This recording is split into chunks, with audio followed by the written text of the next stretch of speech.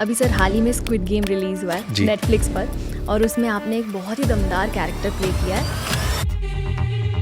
Hello frontman, मैं भी ये गेम खेलना चाहता हूँ। प्लेयर 456, इस गेम में फिर से स्वागत है। 14 साल के बाद मैंने बाल अपने बढ़ाए हैं। अब आधे लोगों को समझ नहीं आ रहा, और जब समझ में आ जाता है सर अच्छे लग रहे हैं आप बहुत, लेकिन गंजा बड़ा मजा आ रहा था। महाराज, टल सकता है खतरा, बच सकता है भारत। आपने पुष्पा देखी 2?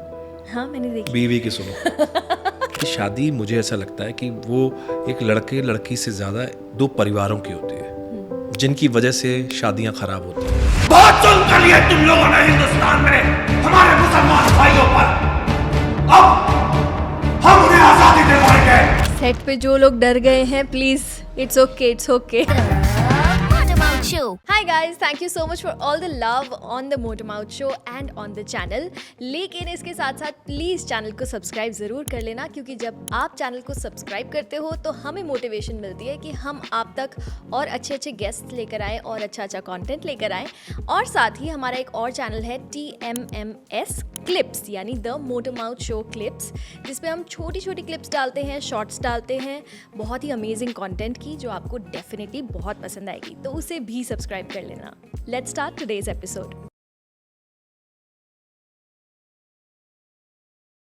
हाय guys, welcome back to the Motormouth show. It's me Sonal, and आज के एपिसोड में हमारे गेस्ट हैं Manish Wadhwa ji, the very senior, the very talented actor, voice actor, theatre actor. क्या बोलूँ इनके बारे में, सीधा वेलकम करते हैं सर को। Hello sir, welcome to the Motormouth show. नमस्ते, थैंक यू सो मच। कैसे हैं सर आप? मैं बिल्कुल अच्छा हूँ, बहुत अच्छा हूँ। सर हमेशा आपसे मुलाकात होती है तो बहुत अच्छा लगता है। Thank you. हम लोग बड़ौदा में जब हीरो के लिए शूट कर रहे थे, आप कोविड के टाइम पे। कोविड के टाइम पे, यस, बहुत ही अलग सिचुएशन थी तब। काफ़ी समय साथ में बिताया, and it has been amazing, and today we are sitting together talking. बिल्कुल, और मुझे तब पता चला था कि आपने एक अच्छा से एक अलग से स्टूडियो बना रखा है जो साथ में लेकर चलते हैं आप, पोर्टेबल स्टूडियो। और आप वहाँ पर अचानक 4 से 6 ऐसा कुछ टाइमिंग था आपका कुछ करने का, तो मुझे याद है उत्कर्ष बोलते तो वो भी आता हूँ थोड़ी देर में, कुछ डबिंग करना है। मैंने कहा, आप कहाँ से डबिंग कर रहे हैं? तो मैंने आपसे भी कहा था कि मुझे लगेगा तो मैं अभी आपसे मांग लूंगा माइक। यस। सो वहाँ पर मैंने एक सेटअप बनाया था, जो एक ऐसे अलमारी जैसा एक बूथ बनाया हुआ था, उसके अंदर मैं नीचे घुस के और डब करती थी। क्या क्या जुगाड़ किए थे उस टाइम पे? उस वक्त था, ये तो उस वक्त था जब शूट, मतलब कोविड के बाद हमें थोड़ा सा रिलीफ मिला था शूटिंग करने के लिए। आपको याद है वो 4 महीने जब वो रोड्स खाली थी, आप बंद थे, तब मैंने सेम ऐसे ही अलमारी में ऐसा कुछ करके, उसमें वो तकिया ऊपर रख के, कपड़े ऐसे रख के, माइक बीच में रख के, वो जो रिकॉर्डिंग चल रही थी, तो आई रिमेंबर नेटफ्लिक्स के लिए मैंने एक सीरीज़ भी की थी, तो वो भी एक अलग मज़ा था। Online dubbing. पर सर अभी काफ़ी कम लोगों को पता है कि आप एक बहुत ही बढ़िया वॉइस एक्टर भी हैं, और मेरे शो पर एक्चुअली बहुत सारे वॉइस एक्टर्स आते हैं, काफ़ी सारे लोग जुड़े हुए हैं जो वॉइस एक्टर बनना भी चाहते हैं। तो आप सबसे पहले तो मुझे बताओ कि हमने आपको बड़े पर्दे पर, छोटे पर्दे पर तो बहुत देखा है, लेकिन आपकी वॉइसिंग की जर्नी कैसे शुरू हुई थी? आपको पता ही है कि हम एक्टर्स के लिए बहुत ज़्यादा स्ट्रगल होती है। अब स्ट्रगल करते करते मुझे याद है लोटस पेट्रोल पंप के यहाँ मैं खड़ा हुआ था, ऐसे अपना बैग वैग टांग कर, तो पैसे होते नहीं थे कि अब बस का वेट हो रहा है, यहाँ ऑटो का भी कहीं जाना है। आदर्श नगर के आसपास ही सारे ऑफिस होते थे, और उस वक्त लोखंडवाला में जाना, ये करना। तो मनोज पांडे आप जानते हैं, वॉइस एक्टर, उस वक्त वो एक्टिंग भी कर रहे थे और मिठी बाई कॉलेज से थे। वो मुझे जानते थे क्योंकि मैं मिठी बाई और मैं डालमिया कॉलेज से, हम लोग प्रतिद्वंदी थे, लेकिन दोस्त थे कि यहाँ भी कॉम्पिटिशन्स में पार्ट लेते हैं थिएटर में। तो वो मुझे, उसने वो रिक्शा से क्रॉस हुआ और वापस, अरे मनीष, मैंने क्या हो गया भाई? अरे मनोज। तो बोलते क्या कर रहा है? मैंने कहा देख यार, बैग टांगा हुआ, स्ट्रगल है, वही जो उस वक्त फ़ोटोज़ लेके सबके पास जाना, अपना बायोडाटा दिखाना। अभी रेज्यूम में बोलते हैं, पहले तो बायोडाटा होता था। तो वो बोलता क्या कर रहा है आजकल? मैंने कहा कुछ नहीं यार, बस यही है, लोगों से काम जो है मांगा जा रहा है। डबिंग करेगा क्या? मैंने कहा क्या मतलब, हाँ चल तू बैठ। उसने मुझे अपने साथ ऑटो में बिठाया और मुझे सीधा साउंड एंड विजन, जब ये अभिषेक में होता था, तो लीला जी थी वहाँ, और वहीं निनाद कामत भी बैठे हुए थे बाहर सोफे पर। और मुझे बोलते हैं कि मनीष वाधवा हैं। अरे ये थिएटर एक्टर हैं, ये मतलब डालमिया कॉलेज से हैं, हमें कोई अवार्ड लेने नहीं देता ये आदमी। और यही मतलब जिस तरह उसने मुझे आगे रखा, क्योंकि अपना दोस्त है तो तो लीला जी बोलते हैं अच्छा थिएटर करते हो, ये है, चलो आओ वॉइस टेस्ट दो। वहाँ कासिम भाई थे, आई रिमेंबर, ये सारी बातें मैं कभी भूल नहीं सकता।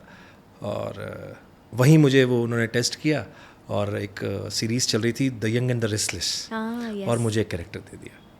बस वहाँ से मेरा जो है डबिंग का वो शुरू हुआ। पहले तो शुरू में मिल गया, उसके बाद फिर वो क्राउड डबिंग लोगों के साथ वो मिलकर एक साथ, उस वक्त मुझे याद है कौन कौन, मनोज पांडे से लेकर कृष्णा जो बहुत अच्छे सिंगर हैं, परमिंदर, शैलेंद्र पांडे जी, बहुत सारे लोग, पिंकी अंजू दोनों जो हैं, यानी कौन, शानू देव, यानी भर के सारे लोग, अमर बाबर, या आप, इसलिए मैं बस सारे नाम से बता रहा हूँ क्योंकि आप जी हाँ सबको जानते हैं आप।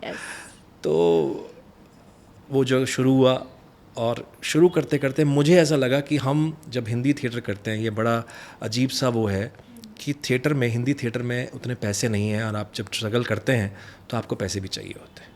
तो ये डबिंग ने, मुझे याद है कि मेरे पास कुछ नहीं था, मेरा पहला पेजर भी मैंने इसी डबिंग से ख़रीदा। आपको याद है सर पहली कमाई कितनी थी आपके डबिंग प्रोजेक्ट की? कुछ शायद 750 रुपये, अच्छा, ऐसा कुछ था। ये कौन से साल की बात है? ये होगा 96 या 7 होगा शायद। अच्छा। 97, हाँ जी। और बस फिर वो शुरू हुआ मामला, पता चला कि अच्छा ये भी एक अच्छी आर्ट है, और साथ में एक एक्टर के लिए मुझे ऐसा लगता है, सब मुझसे पूछते भी हैं, हमें प्रैक्टिस नहीं मिलती अदरवाइज़। हम बोलते हैं ना कि आप थिएटर में कर लें, आप कोई रोल कर लें, आप सीधा सीरियल में या फिल्म में कैमरा के सामने खड़े हो जाते हैं। तो ये जो प्रैक्टिस है, मुझे लगता है कि एक वॉइसिंग के साथ आपको बहुत अच्छी मिलती है। आप एक दूसरा कैरेक्टर कर रहे होते हैं, दूसरे का कैरेक्टर कर रहे होते हैं, आप उनकी लाइंस को अपने उनके ही अंदाज में बोलने की कोशिश करते हैं, आप कॉपी नहीं करते हैं, क्योंकि आप हिंदी में बोल रहे हैं, आप उसको उनकी लैंग्वेज में नहीं कर रहे हैं, तो आपको बहुत सीखने का मौका मिलता है। और वो एक्टर को करते करते आपके अंदर ऑब्जर्वेशन पावर बढ़ता है कि पता नहीं कितने सारे कैरेक्टर्स हमने कर लिए, तो शायद वो कहीं ना कहीं पर्दे पर जब मैं करता हूँ वो अपने आप आ जाते हैं, तो वो एक अच्छी प्रैक्टिस मिलती है। अभी सर हाल ही में स्क्विड गेम रिलीज़ हुआ है नेटफ्लिक्स पर, और उसमें आपने एक बहुत ही दमदार कैरेक्टर प्ले किया है, द फ्रंटमैन। जो फ्रंटमैन विलन है जो yes ji. How was that experience? Amazing, मुझे पता नहीं था, अचानक मुझे वहाँ से फ़ोन आया मयूखी सिंह से, पिंकी जी का, कि आ जाओ करना है कुछ। डिमित ने भी किया मुझे। मैंने कहा अच्छा ऐसा कुछ है, पहले तो मुझे बताया नहीं क्या है। मैं वहाँ पहुँचने के बाद मुझे पता चला कि अच्छा ऐसा कुछ कर रहे हैं। वहाँ देखा तो काफ़ी सारे लोग एक साथ जमा, मैंने कहा भैया कुछ तो अलग हो रहा है। आपको याद है कि आपकी इस डबिंग के दौरान मैं भी आपसे हाँ जी, एक दिन मिले थे मिली थी वहाँ पे। जी। एक्चुअली मैंने भी स्क्विड गेम में एक कैरेक्टर किया, एक प्लेयर मैंने भी किया है, बट क्योंकि लोगों को बताना जरूरी है कि हम लोगों को तब तक बताना अलाउड नहीं होता जब तक वो रिलीज ना हो जाए। कल रिलीज हुआ है, तो अब हम बता सकते हैं उसके बारे में कि फ्रंटमैन है, और उसमें फ्रंटमैन का कुछ एक अलग किरदार है। जिन्होंने देख लिया वो समझ जाएंगे। अच्छा, जो नहीं देख पाए हैं अब तक, जो देखेंगे आगे उन्हें पता चलेगा कि फ्रंटमैन क्या कर सकता है और क्या कर रहा है अंदर। बड़ा मज़ेदार है। अब तक तो थोड़ा सा उसमें वॉइस को उन्होंने वो हल्का सा ट्रीट भी किया हुआ है। हाँ जी, तो उसके साथ में भी कुछ कर रहा है वो, तो आप देखेंगे तो पता चलेगा। कैसे बोलता है सर फ्रंटमैन? वो अभी ट्रीट करके तो आवाज़ करूँगा नहीं, आप उसको जब करेंगे। ठीक है। प्लेयर नंबर 456, आपका दोबारा स्वागत है। क्या आप गेम के लिए तैयार हैं? क्या बात है सर, कितनी भारी भरकम आवाज़। नहीं आवाज़ तो ठीक है बस, लेकिन मज़ा था। मैंने यही कहा था कि मैंने कहा इसके लिए आपको आवाज़, मुझे नहीं लगता कि आपको और एक आवाज़ चाहिए थी। बोलते नहीं, वो बिकॉज बाद में वो कुछ और भी करने वाला है जो मैं नहीं बता सकता। ओके। तो वो आपको पता चलेगा। तो मैंने कहा अच्छा फिर ठीक है, फिर मज़ा आएगा, क्योंकि जब थोड़ा वेरिएशन मिलता है, वरना वो सीधा सीधा लाइंस बोलने हैं। हालांकि सीधी लाइंस बोलना मुझे लगता है ज़्यादा डिफिकल्ट है। आप वो उसमें मॉड्यूलेशन ला सकते हैं, 50 चीज़ें कर लेते हैं। इसीलिए जब मुझसे लोग पूछते हैं कि आप विलन करते हैं तो आप कमाल कर देते हैं। मुझे लगता है कि यार विलन तो मैं कर जाता हूँ। आप जब हीरो करने जाएंगे, जहाँ आपको बेचारे को कुछ करना नहीं होता है, कुछ कर नहीं पाता ना, वो कुछ बस वो ज़्यादा मुश्किल है। आप उसमें लोगों को आप उसको अच्छा कर जाते हैं, कैरी कर जाते हैं, तो आप अच्छा कर पाते हैं। मुझे ऐसा लगता है। बिल्कुल सही बात है सर। सर आपने ना थिएटर भी किया है, आपने टीवी भी किया है, आपने वेब भी किया है, और आपने मूवीज़ में भी आपने किया है, और वॉइस एक्टिंग तो आपने की है। तो ये मेरी 5 उंगलियां ख़त्म हो गई। इसके अलावा कुछ है? नुक्कड़ नाटक होता है। स्ट्रीट है तो, लेकिन नाटक ही है वो भी, नाटक का एक अलग रूप है। ऐसे बहुत सारे नाटकों के रूप है। हाँ, वैसे तो यही है। आजकल लोग वैसे और भी शुरू हो गए हैं, जो क्या? हमें भी बाद में पता चला, रील्स आ गई हैं। ओहो, यस यस। अब रील्स में आप खुद ही एक्टर होते हैं, खुद ही डायरेक्टर होते हैं, खुद ही स्क्रिप्ट राइटर खुद ही होते हैं, lightman होते हैं, खुद ही खुद ही lightman makeup होते हैं, सब artist करते होते हैं। हैं। तो वो Yes. भी हो गए हैं आप आजकल। यस। तो आई डोंट नो, पर चल रहा सर है ये सारे जो मीडियम्स हैं, एक्टिंग तो एक हमारा आर्ट फॉर्म है, सब। जी, पर क्या इन सारे मीडियम्स में एक्टिंग करते टाइम कुछ चीज़ों का ध्यान रखना पड़ता है, कुछ अलग कुछ प्रोसेस होता है, या इज इट द सेम? ये मोस्टली सेम है, मैं आपको बताऊं। ओके।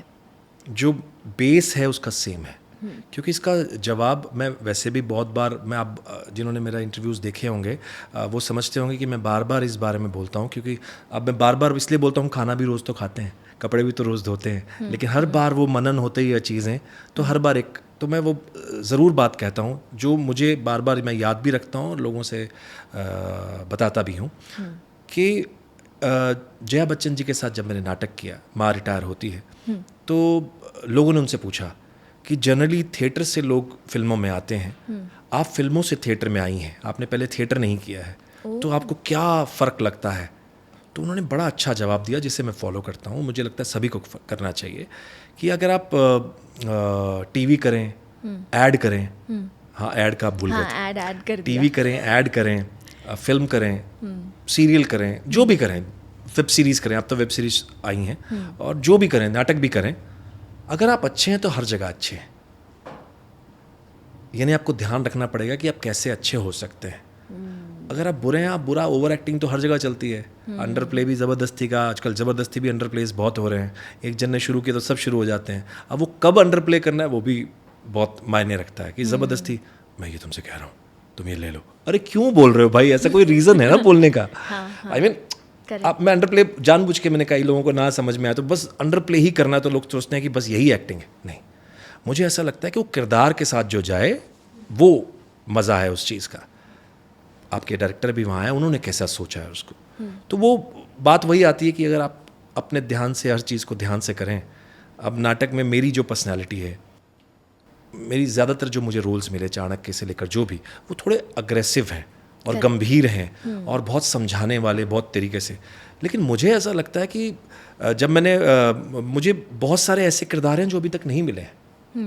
जैसे कि जैसे मैंने नाटक में किया कि बहुत ही सीधा साधा आदमी है, जो मुझे देखकर लगता नहीं है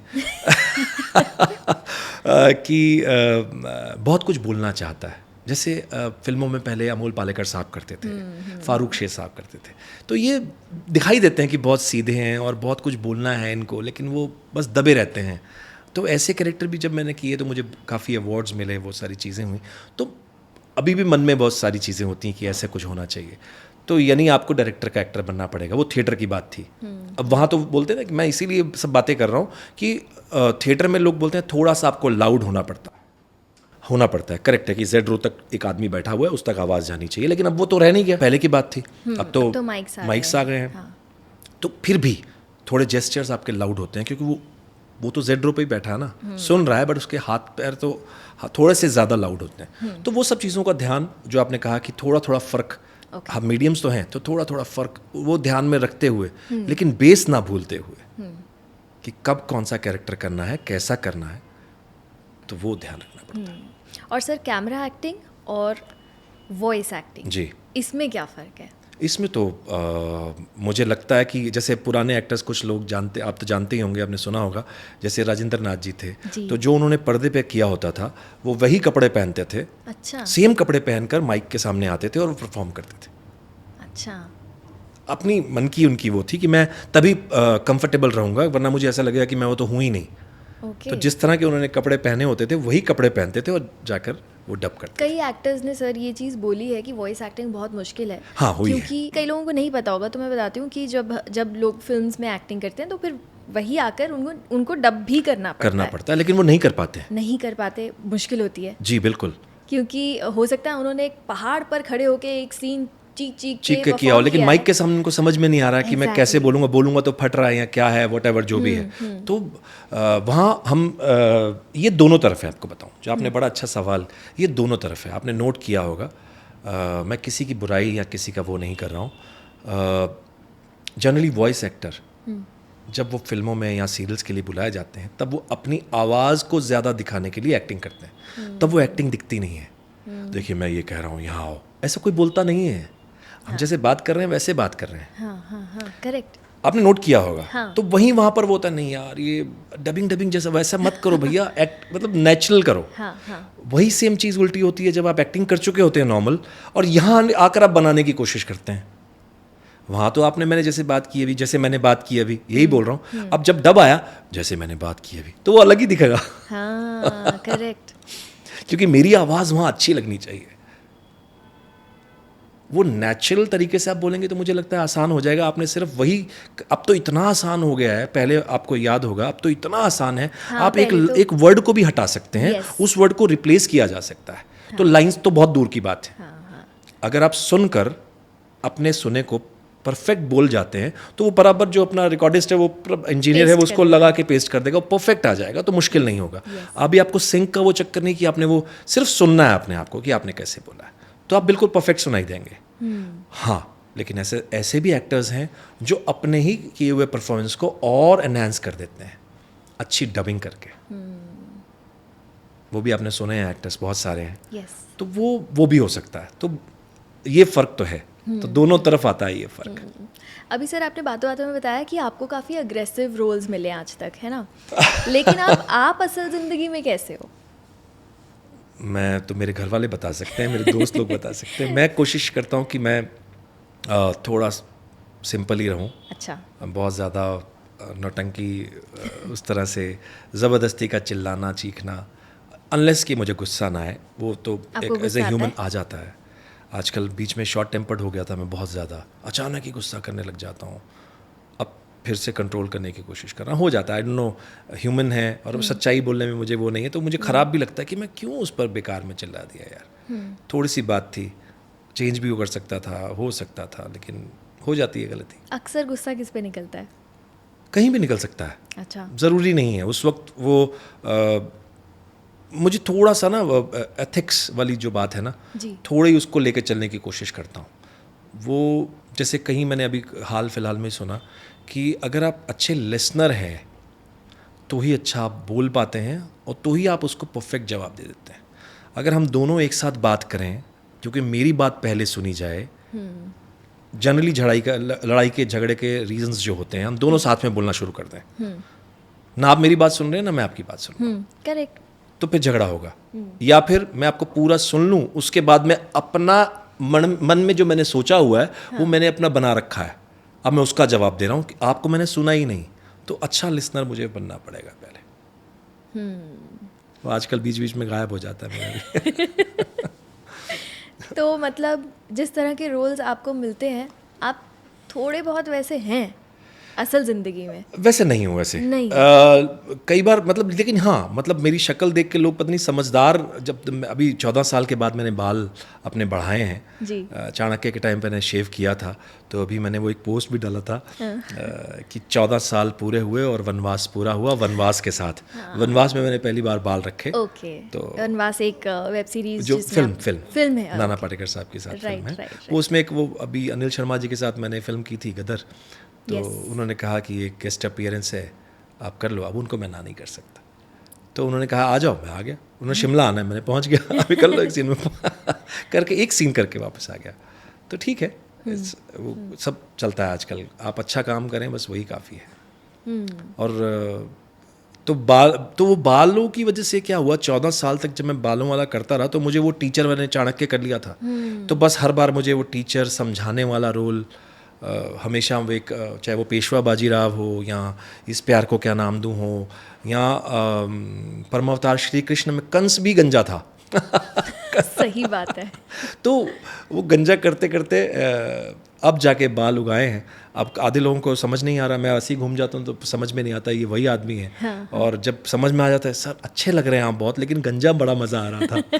अब वो आदत पड़ गई, एक पहचान बन गई थी ना उसमें। तो आपने मुझे बरोड़ा में वैसे ही देखा वैसे ही देखा है जी। यस।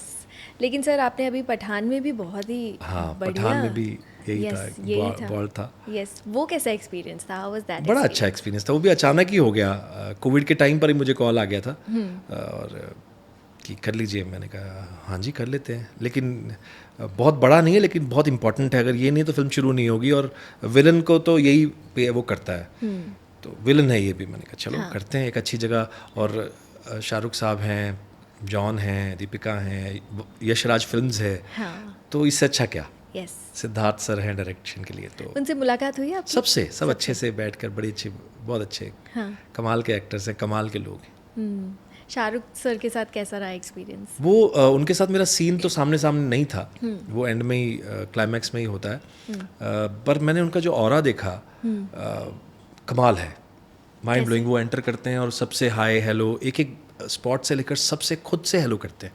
हेलो, क्या हाल है, खैरियत, अरे भैया कैसे हो, सबका नाम लेकर। मैंने कहा यार, अच्छा, वरना जनरली लोग जाएं उनके पास, बट करेक्ट। ये सब में नहीं है, वो कमाल है। सर, आपकी फैमिली के बारे में बात करते हैं। आपके 2 बच्चे हैं ना? जी। एक बेटा एक बेटी। करेक्ट। सो नॉर्मली ऐसा देखा जाता है कि कोई अगर एक्टर है तो वो अपने बच्चों को भी कहता है कि तुम भी एक्टिंग करो, या उसके बच्चों को बचपन से ही लगता है कि हाँ मेरे मम्मी या मेरे पापा वो देखते हैं तो उन्हें भी मन करता है। पर आपके बच्चे क्या करते हैं? नहीं, मैं उनको एक्टिंग में कोई शौक नहीं है, और मैं उनमें से हूँ भी नहीं कि भैया जो मैं कर रहा हूँ वही करो। तुम हलवाई के बच्चे हो, हलवाई बन जाओ। वैसा नहीं है, उनके ऊपर छोड़ दिया था। अब बेटा पहले वो कलिनरी कर रहा था, शेफ़ करना चाहता था, तो उसने बोला नहीं भैया मैं अब वो नहीं कर पाऊँगा, मैं डायरेक्शन फिल्म मेकर बनूँगा। मैंने ओके। अब वो फिल्म डायरेक्ट कर चुका है, एक फिल्म कर रहा है और बाकी सारी चीज़ें कर रहा है, ऐड बना चुका है, तो इज़ डूइंग गुड। और बेटी ने अभी भी ग्रेजुएशन पूरा किया, तो उसने बोला कि मैं अपना कुछ करना चाहती हूँ, तो शी इज़ डूइंग वंडरफुल। वो एक आर्टिस्ट भी है, आर्ट पे वो भी करती है, बाद में वो मीडिया का कुछ कर रही है, ब्रांडिंग कर रही है लोगों के लिए। अरे वाह। And she is doing wonders. मैं बोला इस एज में ऐसा इतना मज़ेदार काम कर रहे हो यार, हमें पता नहीं था ये सारी चीज़ें। तो जैसा वो कर रहे हैं उनको छोड़ा हुआ है वैसे। आज तक सर एज अ फादर आपको सबसे चैलेंजिंग क्या चीज़ लगी है? अपने आप को ठीक रख पाना। यानी उनको ठीक, तो वो तो होते ही ठीक हैं। जनरली ये हुआ था कि मैंने खुद भी बच्चों को बोला कि तुम ये कर लो, वैसा कर लो, वैसा मत करो। मुझे ऐसा लगता है कि हम वैसा करके उनको दिखा सकते हैं कि हम ऐसे हैं इसलिए तुम वैसे बनो। अगर हम वैसा नहीं कर रहे हैं, सिर्फ बोल रहे हैं, जो मैंने किया शुरू में, मैंने गलतियाँ की कि उठ जाया करो सुबह, हालांकि मैं ही सुबह उठता हूँ, एक्सरसाइज करो, मैं भी करता हूँ, बट उन्होंने उस तरह से वैसा नहीं लिया, उन्होंने अपने हिसाब से किया। अच्छा। लेकिन उसको किसी चीज़ को फोर्स नहीं कर सकते। तो एज ए फादर मुझे ऐसा लगता है, बाकी हर किसी की टीचिंग, हर कोई बच्चा भी और फादर भी अलग अलग पर्सनैलिटी है। मेरा सिर्फ ये है कि भैया अगर तुम्हें ये अच्छा लग रहा कर लो, नहीं लग रहा तो ना करो। अब मैं उस पे हूँ। ओके। पहले होता था कि नहीं अब मत जाओ, मुझे अच्छा नहीं लग रहा, नहीं जाना, फोर्स नहीं अच्छा लग रहा। हाँ, वो स्ट्रिक्ट होता तो पता नहीं कैसे, जो लगता था कि ये ठीक नहीं है तो मैं बोल देता हूँ, किसी भी मैनर्स को लेकर, किसी भी चीज़ों को लेकर। वो कई बार मुझे लगा कि शायद थोड़ा सा ज़्यादा बोल दिया, और फिर लगता था कि अगर नहीं बोलूँगा तो फिर बच्चे सीखेंगे कैसे। दोनों तरफ था। तो फिर वो इस बात को अब समझते हैं, अब बड़े हो गए हैं तो थोड़ा बहुत समझ भी रहे हैं, लेकिन अब वो बोलने का तरीका अलग हो गया है कि देख लो भी, मुझे ऐसा लगता है कि ऐसा नहीं होना चाहिए, ऐसा होगा तो ज़्यादा अच्छा है। फिर वो सोचते हैं इस बारे में, फिर वो अपनी मर्ज़ी के साथ फॉलो करते हैं। वो बोलते हैं जब तक हम उस रास्ते पे चलेंगे नहीं, हमें कैसा पता चलेगा कि आप, हो सकता है कि मैंने जो उस रास्ते पे चलने का सोचा है, मेरा नज़रिया अलग है। आप चप्पल पहन के चले थे, मैं शूज़ पहन के चलना चाहता हूँ, तो दोनों हैं तो रास्ते वही। तो I don't know. And sir, क्योंकि फैमिली की बात हो ही रही है, your biggest learning as a husband वो क्या रही है आज तक? कुछ नहीं। आज आपने पुष्पा देखी 2? हाँ, मैंने देखी। बीवी की सुनो। हस्बैंड का तो पैर दबाता है पुष्पा तो। हस्बैंड का तो भाई अब तो सीधा सीधा हिसाब है, वो एक्चुअली अब फिल्मों में आना शुरू हुआ है, वो सच है।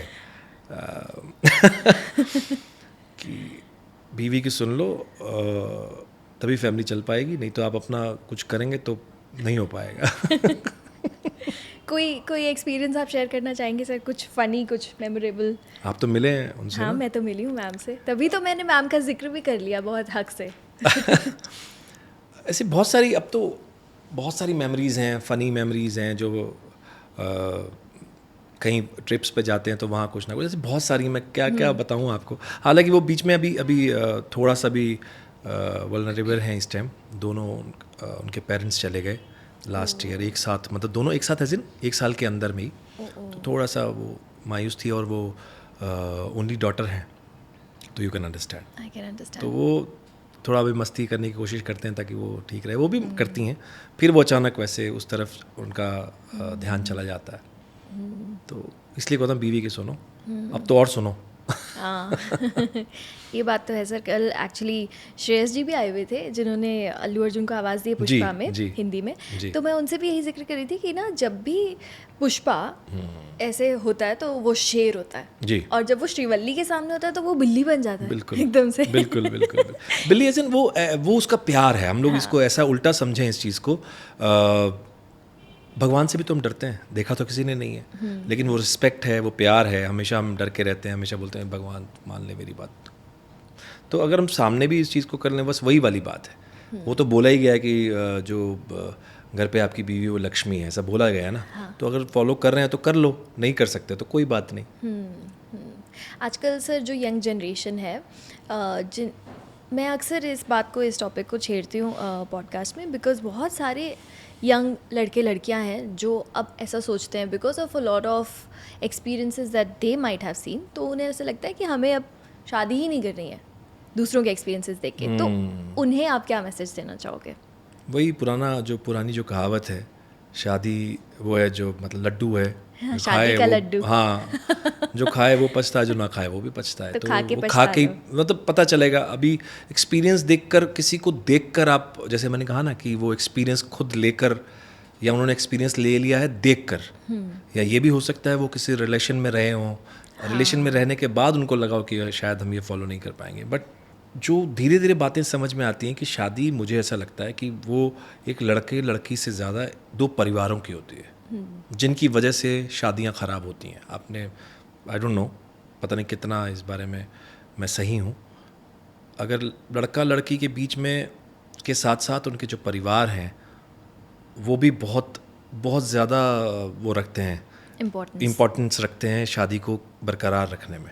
मेरे उसने ऐसा कह दिया, उसने ऐसा कह दिया, उसने वहाँ कह दिया, ये कर दिया, ये तो आपको पता ही है। हमारे खासकर इंडिया में ये बहुत ज़्यादा है, बहुत ज़्यादा है। वो एक फूफा का नाराज़ हो गए, वो जीजा वाली बात जो है वो सिर्फ फूफा जीजा का एक एग्जाम्पल दिया जाता है। मुझे लगता है वो सभी के लिए है, कोई किसी के लिए, कभी किसी के लिए। तो वो बस वो बैलेंस बना कर रखना बहुत ज़रूरी है। अगर बैलेंस पूरा परिवार में है तो वही आपको कामयाब कर सकता है। इसीलिए वो जो एक्सपीरियंस उनके हुए हैं आज ये जनरेशन के, शायद इसी वजह से हुए हों कि उनकी फैमिलीज़ में ऐसा रहा होगा टोटल। करेक्ट। पर वो ऐसा ज़रूरी नहीं है कि हर बार हो, रात के बाद दिन तो आता ही है, सुबह तो होती है। मैं तो यही कहूँगा। ठीक है, ओके सर। सो अभी हमारा एक नेक्स्ट सेगमेंट है जिसका नाम है back to back voice challenge. So अक्सर जब वॉइस आर्टिस्ट आते हैं तो मैं उनके साथ ये वाला चैलेंज करती हूँ, पर आपके साथ करेंगे, पर एक ट्विस्ट के साथ। अच्छा, तो इसमें वॉइसेस भी होंगी और इसमें आपकी लाइव परफॉर्मेंस भी होगी। मतलब कैरेक्टर जो मैंने फिल्म में आपके, किए हैं, फिल्म में या सीरियल्स में किए हैं। यस, जो आपके कैरेक्टर्स हैं उनकी एक लाइव परफॉर्मेंस भी होगी। क्या आप तैयार हैं सर? और रुकना नहीं है इसमें मतलब याद कब करूँगा, फिर मैं सोचूंगा कब जो भी आपके दिमाग में आए आप जैसा आए बस बोल दो। अरे बाप रे, मतलब ज़रूरी नहीं है, हम इतने भी स्ट्रिक्ट नहीं है सर कि ऐसे वर्ड टू वर्ड करेक्ट होना चाहिए, कैसे भी हो सकता है। अच्छा, यस, ठीक है, ये मेरी परीक्षा, चलो ट्राई करते हैं। ठीक है। तो सबसे पहला, वैसे तो सर आपने बहुत सारे कैरेक्टर्स किए हैं आज तक, बहुत सारे अनगिनत। कैप्टन अमेरिका में आपने डब किया है, विंटर सोल्जर, फर्डिनेंड में डब किया है, बेनहर में डब किया है, लेकिन सबसे पहला कैरेक्टर इस चैलेंज के लिए मैं आपको देती हूँ लिंकन लॉयर। अभी जो सीरीज, हाँ यस, नेटफ्लिक्स पे सीरीज है। लॉ की पढ़ाई सभी करते हैं, लेकिन सिस्टम पर कोई नहीं चलता। सब बस अपना फ़ायदा देखते हैं, पैसा कमाना चाहते हैं, और ये सिस्टम में अच्छा क्या है गलत क्या है सब धुंधला हो जाता है। क्या बात है जितना मुझे याद था। ओके, नेक्स्ट है, वैसे हम कर भी चुके हैं पहले, पर इस चैलेंज के लिए नेक्स्ट है फ्रंटमैन फ्रॉम स्क्विड गेम।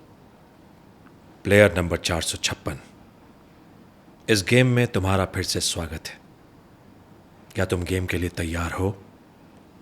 वो ओके, नेक्स्ट है मेगा माइंड। हीरो तो सब बनना चाहते हैं, लेकिन मेरे जैसा विलन देखा है कभी? आओ ले आओ उसे। अरे वाह। ओके, अब हमारे लिए जो लाइव परफॉर्मेंस होगी वो होगी गदर फिल्म से। अरे बाबा, ये बड़ा लाउड है। चलिए ट्राई करते हैं। ओके। बहुत जुल्म कर लिया तुम लोगों ने हिंदुस्तान में हमारे मुसलमान भाइयों पर। अब हम उन्हें आजादी दिलवाएंगे। अरे बाप रे सेट पे जो लोग डर गए हैं please, it's okay, it's okay. और सर इतना इतना लाउड परफॉर्म करके आवाज़ पे फर्क नहीं पड़ता कुछ? बस वो एक आदत सी पड़ी है, और थिएटर करते करते उस पर ज़्यादा स्ट्रेन आवाज़ पे और अपनी परफॉर्मेंस पे ध्यान देंगे। अगर मैं आवाज़ में घुस जाऊंगा, वो अपने आप जो नेचुरल आ रही है बस उससे आने देता हूँ। Okay okay. नेक्स्ट, पठान। आप मुझे पूछिएगा, खैरियत जनरल? ओके, खैरियत जनरल। खैर नहीं, कहर चाहिए। मुझे कश्मीर चाहिए। Wow, okay. नेक्स्ट, एक आपकी ऐसी फिल्म जिसमें आपने नेगेटिव कैरेक्टर नहीं किया है, जिसमें आपने एक बहुत ही सुलझा हुआ कैरेक्टर किया है, भूल भुलैया। 3 यस। मोक्ष मिल रहा है इसे। मेरे पूर्वजों ने सही कहा था कि मंजूरिका कांत राजघराने से ही कोई करेगा, पर मैं ही ये समझ नहीं पाया कि उस कांत उसे मार कर नहीं, उसे समझ कर होगा। वाओ, बहुत अमेजिंग सर, क्या बात है। Thank you. एक और फिल्म है, तेलुगु फिल्म है, श्याम सिंह रॉय, जिसमें आपने एक कैरेक्टर प्ले किया है और आपने वो बंगाली में कैरेक्टर प्ले किया है। जिससे मुझे गदर 2 मिली। एग्जैक्टली, और इसी फिल्म से आपको गदर 2 मिली थी। वो भी हम स्टोरी आपसे सुनेंगे, पर पहले ये वाला कैरेक्टर। तारे देवतार ना अमार दाशी एखाने मोहनतोय शेष का था। Something I don't remember the lines now, please. मैंने बहुत गलत बोल दिया होगा, I don't remember now. Okay, अगर आपने गलत बोल दिया होगा तो मैं आपको इतना क्लिप भेज दूंगी, आप डब करके भेज वापस देना। भेज। ये अच्छा आइडिया। करेक्ट, मैं आपको वाइल्ड डब भेजूंगा, उस पे आप पेस्ट कर हाँ, दीजिएगा। मैं सिंक कर लूंगी। करेक्ट। पर हाँ सर, इस मूवी से आपको गदर कैसे मिली? पहला शेड्यूल हो चुका था फिल्म का, गदर 2 का, और अब तक विलन उनसे कास्ट नहीं हुआ था। किसी को कास्ट किया था उन्होंने, बट अच्छा। वो लोग कुछ कर नहीं पा रहे थे, समझ नहीं आ रहे थे कि हमने किया है, सही किया है, नहीं किया है। तो साउथ के यही जो हमारी फिल्म जो मैंने अभी की, श्याम सिंह रॉय के जो डायलॉग बोला, उसी के फाइट मास्टर हैं रवि वर्मा सर। वो आगे के प्लान के लिए कि फ़ाइट, क्योंकि शुरू होना था, सीक्वेंस शुरू होना था, उसके लिए वो मनाली गए थे अनिल शर्मा जी से मिलने। अब विलन हुआ नहीं था, विलन के जो डेट्स आ रही थी, वो शूटिंग की डेट्स आ रही थी, तो उन्होंने कहा भैया 6 महीने हो गए, हमने इंडस्ट्री के सारे लोग देख लिए, फिल्म इंडस्ट्री से भी देख लिए, साउथ से भी देख लिए, हमने इस इंडस्ट्री के नए लोग भी देख लिए, सब देख लिए। अच्छा। और फिल्म के बड़े बड़े एक्टर्स भी देख लिए। हमें अब तक विलन जो है ना, वो जो चाहिए, क्योंकि अमरीश पुरी जी को के बाद जो विलन है गदर 1 के बाद, हमें चाहिए था उनको। तो उन्होंने कहा कि पता नहीं अब वो कहाँ पहुँच गए, अब वो कहाँ उनके साथ गाड़ी में बैठ गए, कहाँ वो डेट्स का जिक्र कर रहे हैं, कहाँ वो पूछ रहे हैं विलन चाहिए। और वो यही नेटफ्लिक्स का एक सीन, मेरी फिल्म का यही सीन, वो बोलते हैं कि मैंने एक फ़िल्म की है साउथ में, और जो लगा है वो आपके यहाँ का ही है, देखिए ये वो सीन, वो विलन है उस फिल्म का। तो वो सीन अनिल शर्मा जी देखते हैं, बोलते हैं अरे ये तो हमारे यहाँ का बंदा है, चाणक्य, ये तो बुलाओ इसे। और मुझे अगले दिन फ़ोन आता है अनिल शर्मा जी के ऑफिस से, मैं मिलने जाता हूँ, और मैं साउथ से, मतलब यही था मैं, साउथ जाकर यहाँ से वहाँ से यहाँ। पर आपका सर ये वाला जो लुक है ना, जो इस फिल्म में भी था, जी। बॉल्ड लुक, और पीछे एक जो चोटी भी है, ब्राह्मण्स की होती है, हाँ, चोटी, जी। तो वो बहुत ही अमेजिंग लुक है, एपिक लुक है, मतलब वो आपके ऊपर इतना ज़्यादा सूट करता है। मैंने कहा ना, मुझे लोग वही पंडित, हाँ, गंभीर, टीचर, चाणक्य, वही वो उसी से मतलब अब वो इतनी ज़्यादा छाप पड़ चुकी है ना उस रोल की आज भी। तो कभी कभी मुझे भी लगता है कि मैं फिर से शेव करा लूँ क्या। पर लेकिन आपने हर बार चेंज करना चाहिए कुछ ना करना कुछ। चाहिए, हम बहरूपिये होते हैं, और जैसा जिसको सूट करेगा मैं कर लूँगा। मेरी अपनी खेती है, जब मर्जी उगा लूँगा। हाँ, ये बात तो सही है। पर सर आपने इतने कैरेक्टर्स प्ले किए हैं, उसमें से अगर आपको मौका मिले कि एक दिन के लिए आप एक कैरेक्टर को असल ज़िंदगी में जी सकते हो, तो वो कौन सा कैरेक्टर? चाणक्य। क्यों? मतलब उससे बड़ा कैरेक्टर नहीं हो सकता, मुझे ऐसा लगता है। वो किंग नहीं है, किंग मेकर है, यही उनके नाम से जाना भी जाता है। और वो उनकी जो नीतियाँ हैं वो कमाल हैं। मतलब अमेजिंग कि एक आदमी को, मुझे लगता है सभी को पढ़ना चाहिए उन्हें। तो वो जब मुझे भी करने का मिला तो मैंने बहुत कुछ सीखा कि कैसे चीज़ें बढ़ सकती हैं आगे। तो चाणक्य करना चाहूँगा फिर से। ओके। हालांकि चाणक्य पूरा नहीं हुआ था, मुझे याद है टीवी, वो इमेजिन टीवी जो था वो बंद हो गया था अचानक और सीरीज़ हमारी पूरी नहीं हुई थी। तो आज तक इस बात को अब 12 साल हो गए हैं बंद हुए, और मुझे अब भी मैसेज आते हैं, अब भी फ़ोन्स आते हैं कि सर वो सीरीज़ बनाइए, आगे देखना है हमने कि उसके बाद हुआ क्या। तो आप सोचिए उसका क्रेज़ आज 12 साल के बाद एक सीरियल का क्रेज़ होना, एक कैरेक्टर के लिए, एक चंद्रगुप्त मौर्य जो शो था उसका क्रेज़ होना बहुत कमाल है। पर सर जब आप कुछ कैरेक्टर्स प्ले कर रहे होते हैं तो उस दौरान क्या आपकी रियल लाइफ में भी वो कैरेक्टर का असर आता है, चाहे वो पॉजिटिव हो या नेगेटिव हो? एक्चुअली नहीं आता है मुझे लगता है वो अगर आप सेम करने लग गए तो मैं हर जगह सेम दिखूंगा। मुझे लगता है कि जितना मैंने कहा ना कि एक्टर्स बहरूपीय होते हैं, तो हमें हर बार वो चेंज करना ही पड़ता है। घर में भी तो रूप अलग है ना। तो चाणक्य के टाइम पे बहुत कुछ थोड़ा सा गंभीरता वाला मामला हो गया था, और वो अभी भी मैं कहीं मुड़कर दिखता हूँ, अरे बोलते हैं क्यों डरा रहा है यार। तो एक वैसा वो बन जाता है कभी कभी वैसा लुक, और but still I don't know, Chanakya ही करना चाहूँगा। मैंने ज़्यादा सोचा भी नहीं इस बारे में, सीधा कि हाँ एक दिन क्या आगे भी मैं बहुत बार जब भी मुझे मौका मिलेगा। Okay, that's your favourite character? Favourite ये सारे हैं, मैं किसी एक मुझसे पूछते हैं सभी फेवरेट कैरेक्टर कि सब मेरे दिल के करीब हैं, इसलिए मुझे बहुत मज़ा आता है करने में। और मेरा ये जब मैं काम बहुत एंजॉय करके करता हूँ तो हर बार लगता है कि चाहे वो हीरो का जो आपने था, आपने भी उसमें भी डबल था, एलियन भी था और नेचुरल भी था, नॉर्मल भी था, तो हर बार एक अलग कैरेक्टर करने को मिलता है। हर बार एक, तो सब जगह एक पूरी जान लगा के करते हैं, तो हर कैरेक्टर फेवरेट हो जाता है। पर सर मेरा जो सवाल था ना वो ये था कि अगर आप रियल लाइफ में एक कैरेक्टर बन सकते हैं हाँ तो चाणक्य, मैंने वही कहा। तो आज के टाइम में 2025 में हम बैठे हैं, तो चाणक्य अगर आएंगे तो वो क्या करेंगे? जो हमारे यहाँ अभी चल रहा है, सबसे पहले जो उनका जो मेरा खुद का अखंड भारत, जिस पर चलना बहुत मुश्किल है। हम बातें तो बड़ी बड़ी करते हैं कि मैं अखंड भारत में बिलीव करता हूँ, मैं सब जात पात को मानता हूँ, सब धर्मों को मानता हूँ, सब जगह ये करता हूँ, लेकिन जैसी अखंड भारत की बात आती है सब पीछे हो जाते हैं। मैं तो सिंधी हूँ, मैं तो गुजराती हूँ, मैं तो पंजाबी हूँ, मैं तो ये हूँ, मैं तो वो हूँ। आप ये सोचिए जब हम किसी फॉरेन कंट्री में जाते हैं, बाहर जाते हैं, तो वो कभी नहीं बोलते हैं, वो बोलते हैं इंडियन आया है। हमसे ज़्यादा अच्छे तो वो हैं, बोलते हैं भारतीय आया है। हम बोलते हैं अरे वो पंजाबी आ गया, अरे वो सिंधी आ गया, अरे वो मराठी आ गया। क्यों? हम भी तो बोल सकते हैं कि भारतीय आया। तो मैं तो यही चाहूँगा, सबसे पहले तो अखंड भारत का पाठ जो है ना, सबको पढ़ाना ज़रूरी है ताकि सब एक हो जाए। क्या बात है।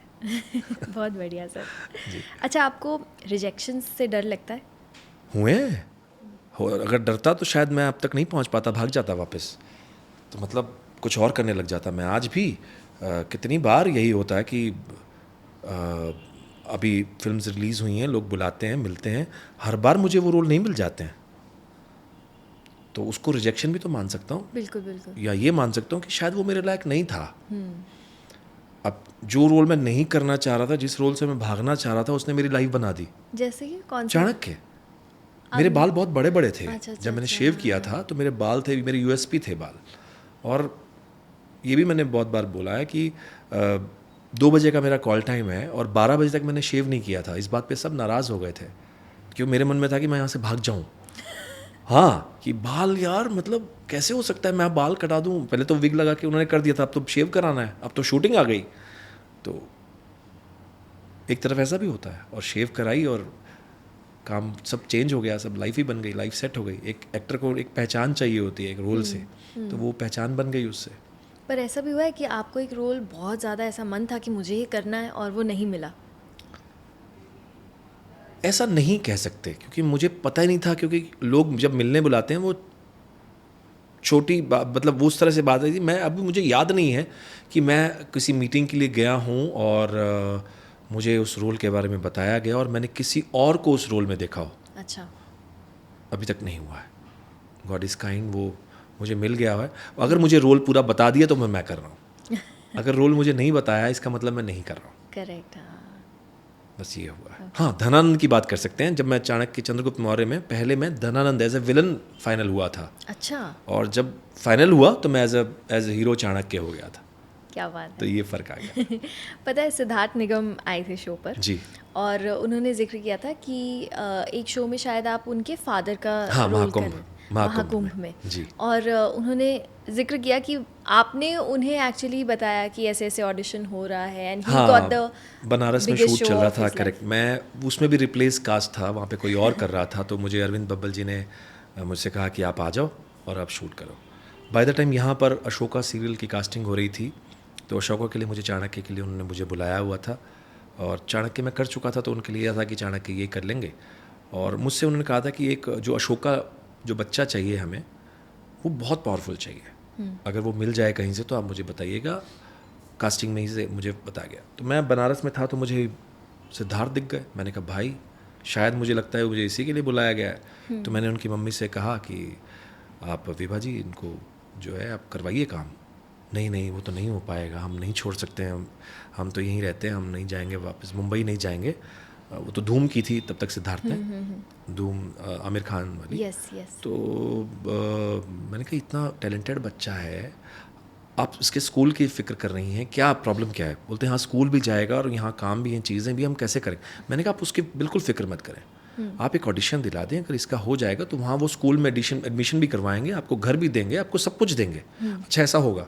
मैंने कहा बिल्कुल होगा, पढ़ाई थोड़ी छुड़वा देंगे इसकी, बच्चा है पढ़ेगा, हर चीज़ होगी। तो उन्होंने कहा ठीक है कर लेते हैं। तो मैंने ही अपने फ़ोन से उसको उसका टेस्ट करके वो भेजा और फाइनल हो गया। God is kind. Yes yes yes. पर सर जो दूसरों के लिए रास्ता बनाता है, निकालता नहीं, मैं तो अचानक पहुंच गया। मेरे लिए तो मैं इस बारे में मानता नहीं, टैलेंट तो उसका है अपने बच्चे, वो खुद इतना टैलेंटेड है बच्चा, तो अगर वो ना होता तो कैसे होता। है। आप स्पिरिचुअल हैं सर? हाँ जी, बहुत कैसे ज़्यादा। आप स्पिरिचुअलिटी कैसे फॉलो करते हैं? मैं सत्संग भी जाता हूँ। अच्छा। हाँ, और जैसे मेरी वाइफ, जैसे आजकल मतलब आजकल क्या, मुझे अपना शिव जी को मानती हैं, तो मैं भी बैठ जाता हूँ साथ में, मैं भी वो करता हूँ जैसे, और मौका जैसे मिले मैं मेडिटेशन के लिए, यहाँ मैं सत्संग जाता हूँ अपना, वहाँ पे भी जितना मुझे टाइम मिल पाता है मैं वो कर लेता हूँ। तो ये शुरू से आप स्पिरिचुअल? शुरू से, बचपन से। अच्छा। हाँ, मेरे मम्मी डैडी भी वो सत्संग जाते थे, तो वहाँ से तब से फॉलो करना शुरू किया, और तब से अब भी ये चल रहा है। ओके। और आपके बच्चे? बच्चे भी करते हैं, बच्चे जितना हो पाता है। वो बच्चे तो आजकल तो थोड़े अलग, सभी बच्चे अलग ही हैं। हम कोशिश करते हैं, क्योंकि मैंने कहा ना फोर्स करेंगे तो वो और भागेंगे, तो उनको लगता है कि हम कर रहे हैं तो शायद वो भी करें, तो शायद वो उन्होंने धीरे धीरे शुरू किया है। ओके। कैसे मेडिटेट करते हैं सर आप? मैं बस आंखें बंद करके थोड़ा बैठ जाता हूँ ध्यान में, और वैसे भी मैं वो योगा चाणक्य करते वक्त मैंने कहा ना, तो एक थोड़ा सा योगा और वो मेडिटेट करते हुए कुछ आसन करते हुए, कुछ चीज़ें ब्रीदिंग एक्सरसाइजेज वो करके, जो हमारे फील्ड में भी फ़ायदेमंद हैं। तो वो बहुत, तो जब भी मुझे मौका मिलता है तो हमें किसी औजार की ज़रूरत नहीं पड़ती। आप जिम नहीं जाते हैं? जिम कोशिश करता हूँ कि जितना नेचुरल रहे उतना अच्छा है, ओके। लेकिन वो हमारी फील्ड में थोड़ा जिम भी ज़रूरी है, हाँ। तो वो भी हो जाता है बीच में। जैसा रोल जिस तरह से आता है उस तरह से मोल्ड कर लेते हैं। ओके। अभी सर आगे का क्या प्लान है? What are your future goals? मैं आपको सच बताऊं, प्रोजेक्ट्स? मैं सिर्फ अच्छा काम करना चाहता हूँ। मैंने कभी नहीं सोचा, मुझे नहीं पता था कि चाणक्य मेरे रास्ते में आ जाएगा। मैं अगर फ्यूचर सोच लेता कि गदर 2 मुझे मिल जाएगी श्याम सिंह रॉय से, या मैं ऐसा कर लूँगा, तो मैं कभी, बस मुझे अच्छा काम करते जाना है, फिर वो आते ही जाएगा मुझे लगता है। अगर मैं सोचूंगा ही नहीं, जो कहते हैं ना वो सीक्रेट, जो आप सोचो वो हो जाता है, बस वही वाली बात है। अब सोचते रहो अच्छा होगा। और मुझे नहीं पता आगे मैं कौन सा रोल, ये मुझसे अक्सर पूछते हैं कि आपके लिए कौन सा, आप जैसे आपने पूछा कि कौन सा रोल आप चाहते हैं कि सबसे, मुझे ऐसा लगता है कि जो देख रहा होता है ना, व्यूअर हो या एक्टर हो, वो सोचता है कि मुझे ये ऐसा ऐसे एक्ट करना है।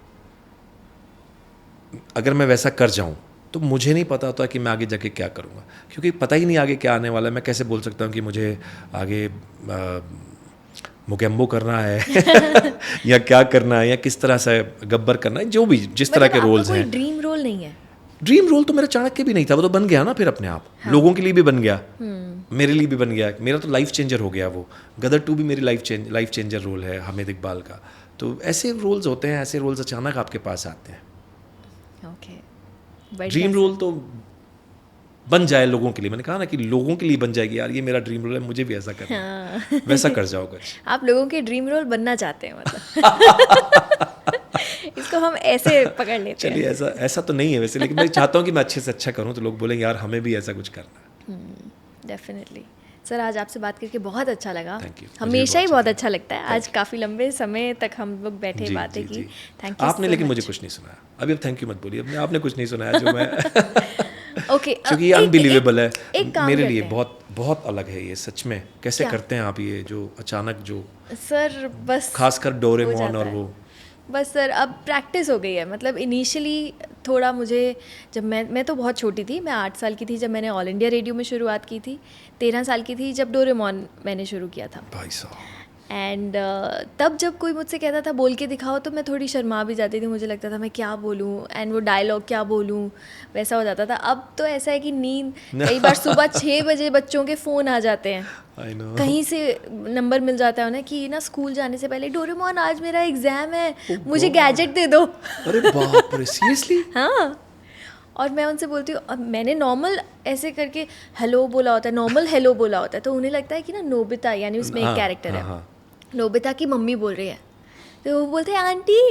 नोबिता की मम्मी डोरेमोन को फ़ोन दो। बहुत, लेकिन सर मेरा जो ये है ना, बहुत I feel I am very lucky, blessed. I am blessed, क्योंकि भगवान ने मुझे ऐसा एक मौका दिया कि मैं बच्चों को एंटरटेन कर रही हूँ, क्या बात है। और मैं उनके चेहरों पे खुशियाँ लेकर आ रही वाह, हूँ, वाह, हंसी superb, लेकर आ रही हूँ। superb, God bless, Yes, God bless, yes. God bless. तो एक काम करते हैं सर, जी, जी। अगर डोरेमोन स्क्विड गेम खेलने गया है ओह, तो क्या होगा?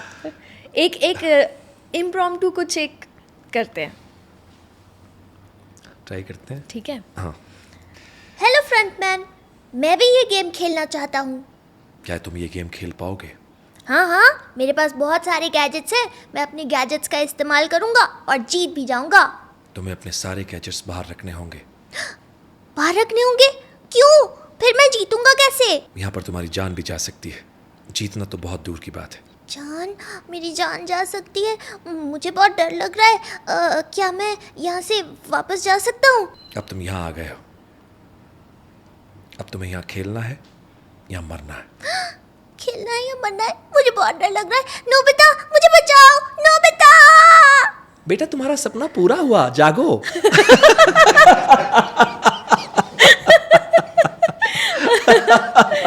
It was so much fun sir. सबसे बेस्ट तो यही था। Thank you sir, thank you, बहुत अच्छा लगा। Thank you so thank you much. So much. Guys, आपको ये एपिसोड कैसा लगा मुझे कमेंट करके ज़रूर बताना, एंड अगर अच्छा लगा हो तो hit the like button, share it with your friends, and don't forget to subscribe to the motor mouth. हम मिलते हैं अपने अगले वीडियो में, तब तक के लिए बाय बाय, टेक केयर, प्यार यू।